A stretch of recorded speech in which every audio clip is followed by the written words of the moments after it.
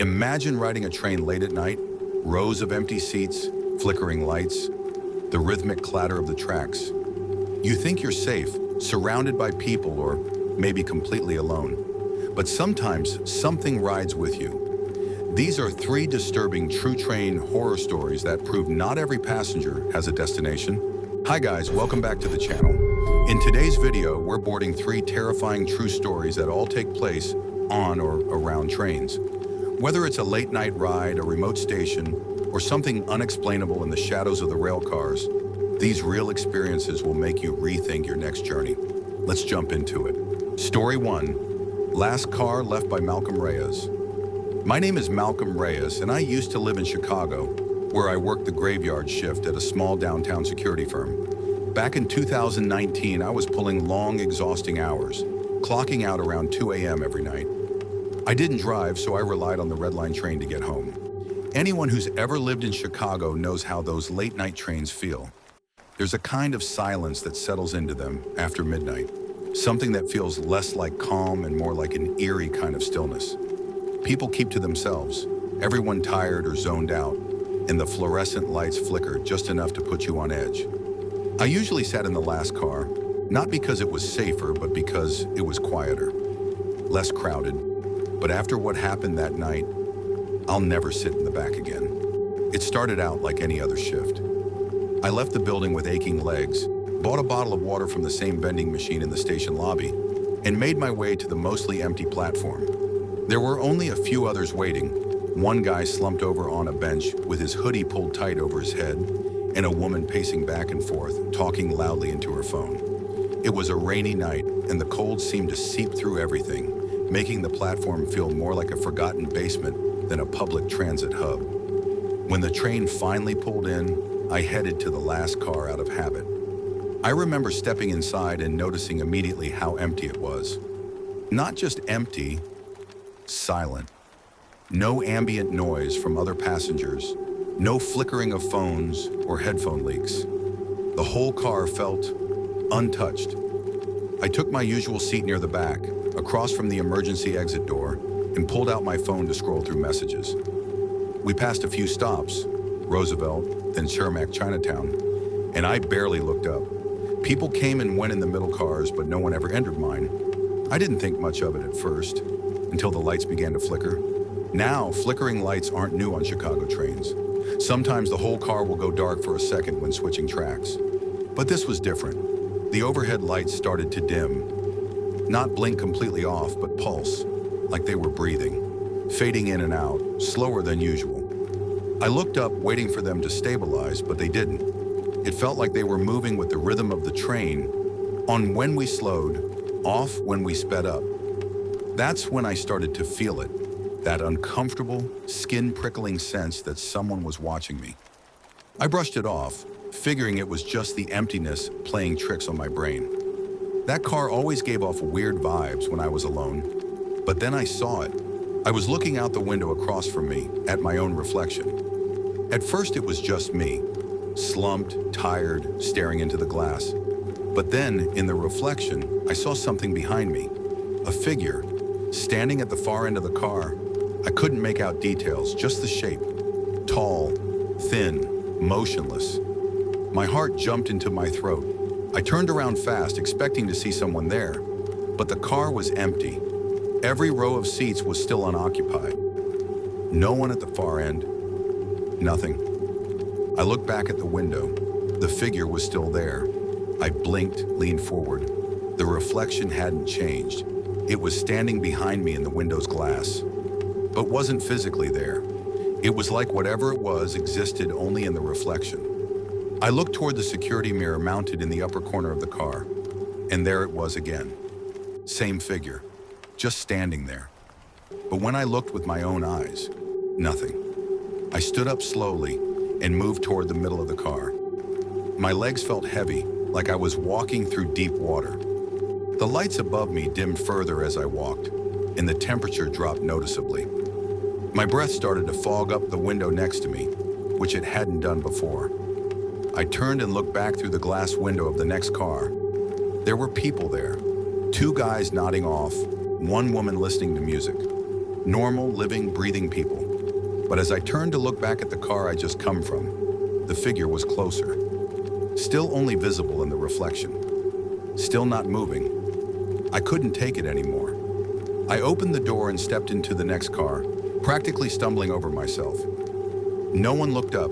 I found a seat closer to the middle, near the other passengers, and tried to calm down. I told myself I was just exhausted, probably seeing things. The mind can do weird things when you're overtired. But just before my stop, I turned back and looked through the glass window connecting the two cars. And there it was, pressed against the glass, on the other side of the door, the figure. Only this time, I could make out a little more. It didn't have a face, not exactly, just a smooth stretch of pale skin where its eyes and mouth should have been, like someone had stretched skin over a mannequin. Its hands were flat against the window, fingers long and too thin, not trying to get in, just watching. The moment the train slowed at my station, I bolted.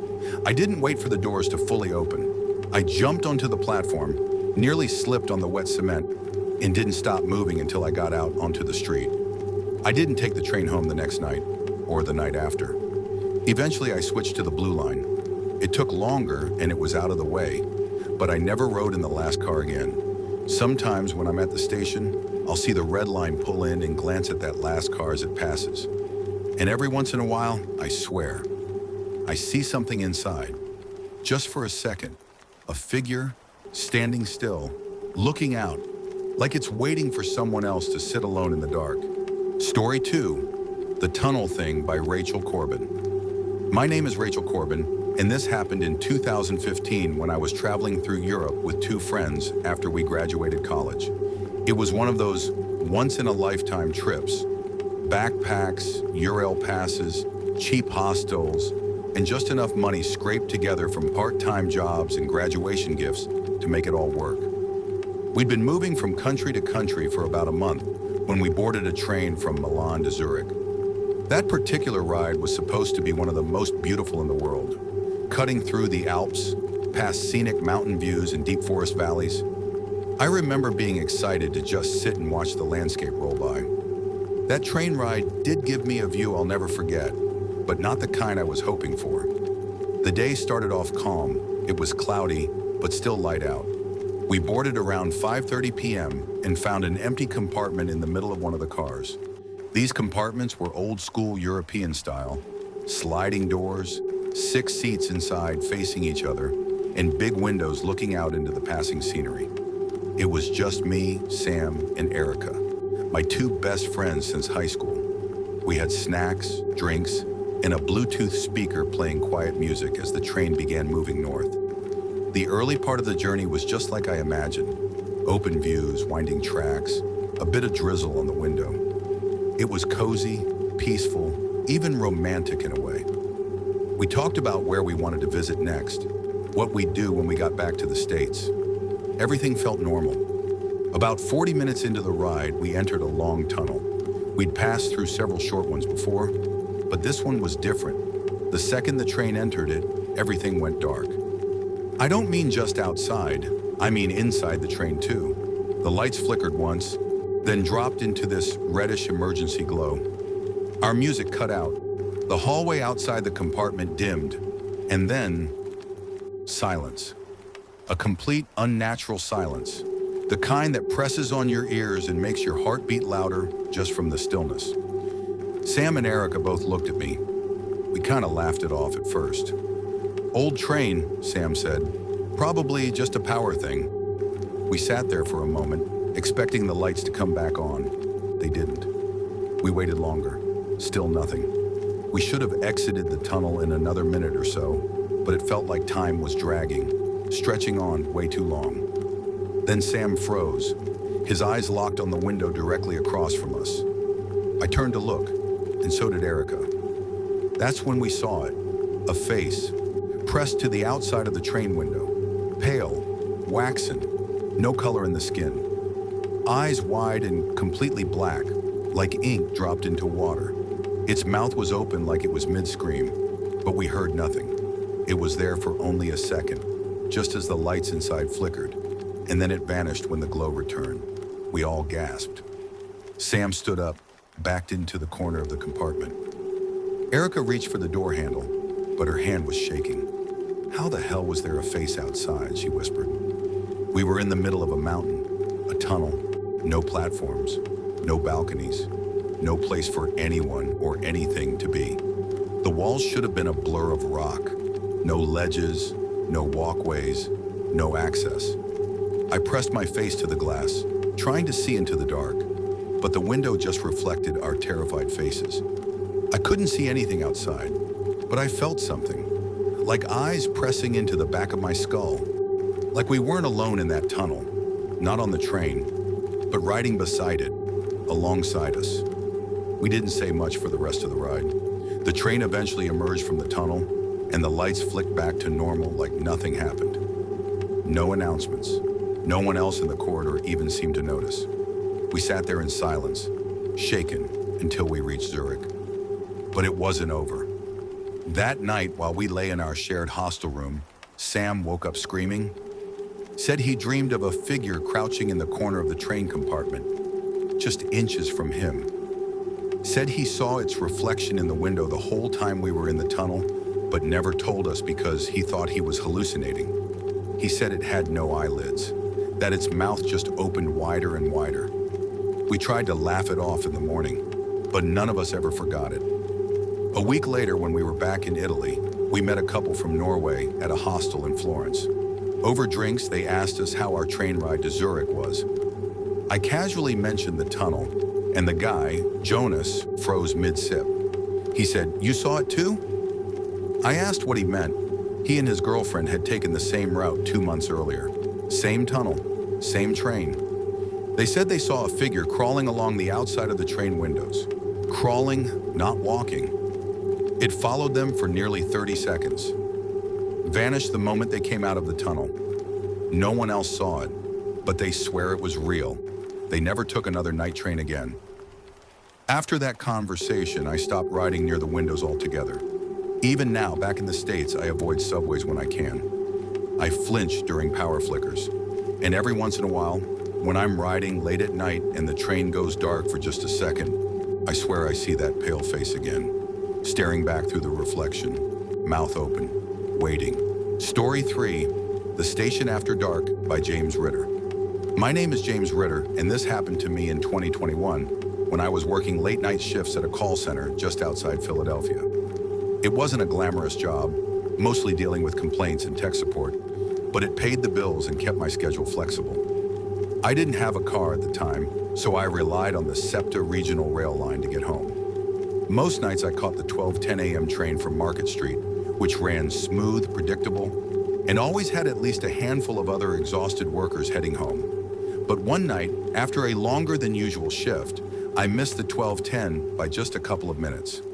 I cursed under my breath when I reached the platform and saw the red tail lights of the train disappearing into the tunnel. That meant I'd have to wait for the final train of the night, the 12:55. That platform felt different at that hour. Even though I'd been there dozens of times before, something about the silence of it past midnight hit differently. It wasn't the kind of calm that made you relax. It was the kind that pressed down on your shoulders. The lights buzzed overhead, flickering slightly as if they were struggling to stay awake too. There was one other person on the platform, some guy pacing in tight circles, mumbling to himself, hoodie pulled up, hands in his pockets. I stayed on the opposite end. I didn't feel like making eye contact with anyone. When the train finally arrived, it glided in almost silently, the screech of the brakes unusually soft, like the train didn't want to be noticed. I boarded the second car, which was mostly empty, and took a seat near the center. At the very back of the car sat a woman, alone. She didn't move as I got on. Her head was tilted forward, her hair long and dark, covering her face completely.